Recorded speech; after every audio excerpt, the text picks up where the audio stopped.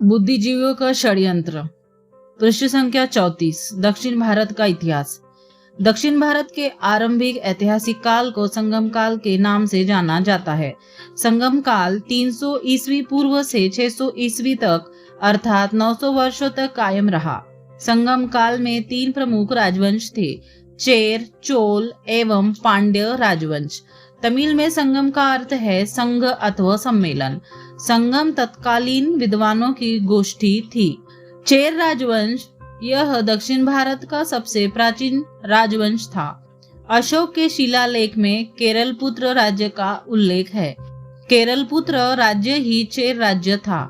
इसका भौगोलिक विस्तार मालाबार का तटीय क्षेत्र, उत्तरी त्रावणकोर एवं कोचीन तक था। इसकी राजधानी वंजी थी। पांड्य राजवंश, इस राज्य का सर्वप्रथम उल्लेख मेगास्थनीज ने 324 ईसा पूर्व किया था। पांड्य राज्य प्रायद्वीप के सुदूर दक्षिण और दक्षिण पूर्वी भाग में था और उसमें मोटे तौर पर तमिलनाडु के कुछ जिले शामिल थे। इसकी राजधानी मदुरै थी। इस वंश के शासक नेडुजिलियन 210 ईस्वी ने रोम के सम्राट ऑगस्टस के दरबार में एक राजदूत भेजा था। चोल राजवंश, चोल वंश का भौगोलिक विस्तार आधुनिक कावेरी नदी घाटी, कोरोमंडल, त्रिचिरापल्ली एवं तंजौर के क्षेत्र तक था। इसकी राजधानी क्रमशः उत्तरी मन्नूर, उरेयूर तथा बाद में तंजावुर बनी। चोल राज्य का उल्लेख अशोक के अभिलेख में भी हुआ है। लगभग 150 ईसा पूर्व के आसपास एलारा नामक चोल राजा ने श्रीलंका पर लगभग 50 वर्षों तक शासन किया। आरंभिक चोल वंश लगभग 300 ईसा तक रहा। उसके बाद उनका साम्राज्य नष्ट हो गया। पुनः 800 ईसा के बाद परवर्ती चोल वंश के शासकों ने लगभग 500 से 600 वर्षों तक शासन किया। चोल राजवंश 300 ईसा पूर्व से 1289 ईस्वी। धर्म बुद्ध शैव। राजधानी पुहार, उरयूर, तिरुवरुण, थंजावुर, गंगईकोंड, चोलपुरम। भाषा प्राचीन तमिल। चोल राजवंश को चोल मंडल भी कहा जाता है। चोल राजवंश दक्षिणी भारत के इतिहास में सबसे लंबे समय तक सत्तारूढ़ राजवंशों में से एक था। इस तमिल क्षेत्र को मौर्य शासक सम्राट अशोक ने एकीकृत भारत का रूप देते हुए अपने साम्राज्य में मिला लिया था। उसके बाद दक्षिण भारत के लिए 200 ईस्वी से 848 ईस्वी तक का समय अराजक समय के रूप में याद किया जाता है। परवर्ती चोल वंश का संस्थापक विजयालय चोल था। इसका शासन काल 848 ईस्वी से 891 ईस्वी तक था। इस वंश का महत्वपूर्ण शासक राजराजा चोल 985 ईस्वी से 1014 ईस्वी था।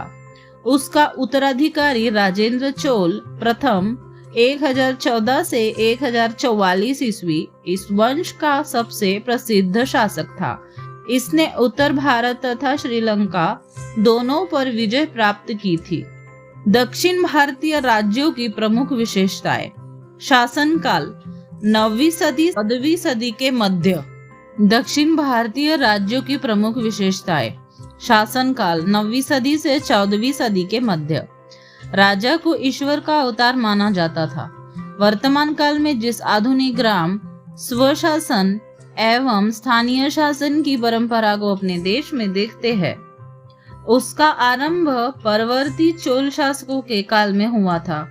यद्यपि इसके बीच 6ठी शताब्दी ईसा पूर्व में यानी कि बौद्ध काल में गणराज्यों के प्रशासन में निहित है। चोल शासन काल में सशस्त्र महिलाएं राजा की अंगरक्षक होती थी। मृत योद्धाओं के सम्मान में स्मृति पत्थर लगाकर उनकी पूजा की जाती थी।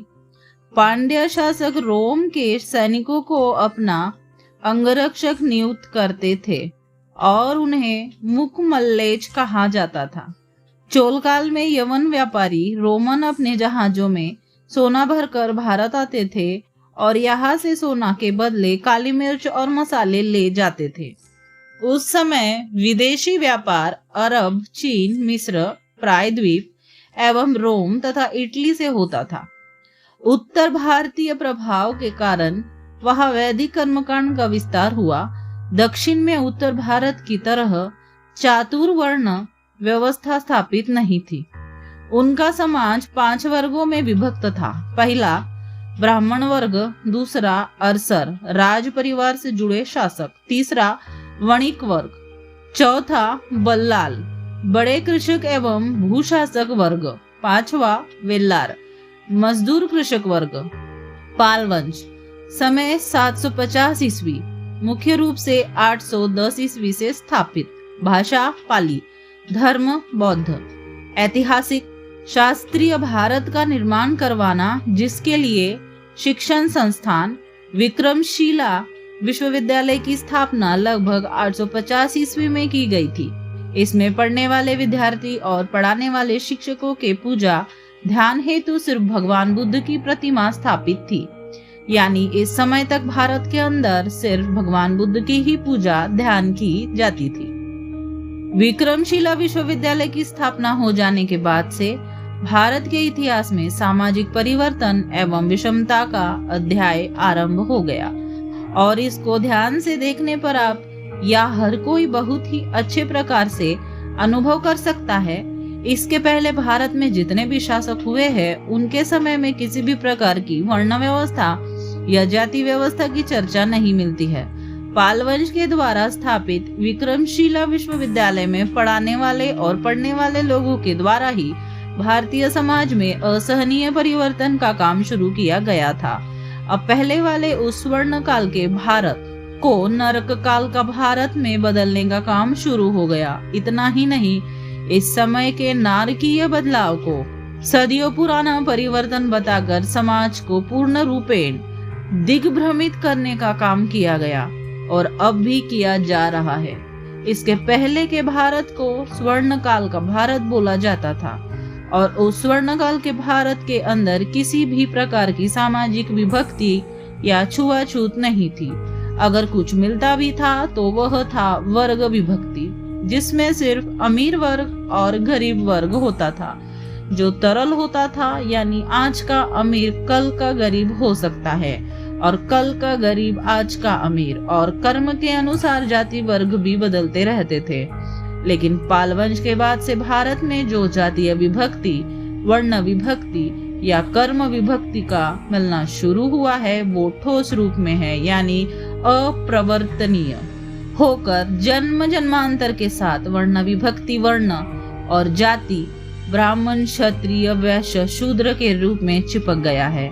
यानी ब्राह्मण अगर सेवा नौकरी का काम करे तो भी वह शूद्र नहीं होगा, और शूद्र अगर ज्ञानी भी हो जाए तो वह ब्राह्मण नहीं हो सकता। जबकि इसके पूर्व काल में इसके विपरीत व्यवस्था थी। ये सभी इसी पाल वंश के द्वारा स्थापित विक्रमशिला विश्वविद्यालय के छद्म बुद्धिजीवियों के द्वारा आरंभ किया गया, जिसे आप इसके आगे के अध्याय का अध्ययन कर अनुभव कर सकते हैं।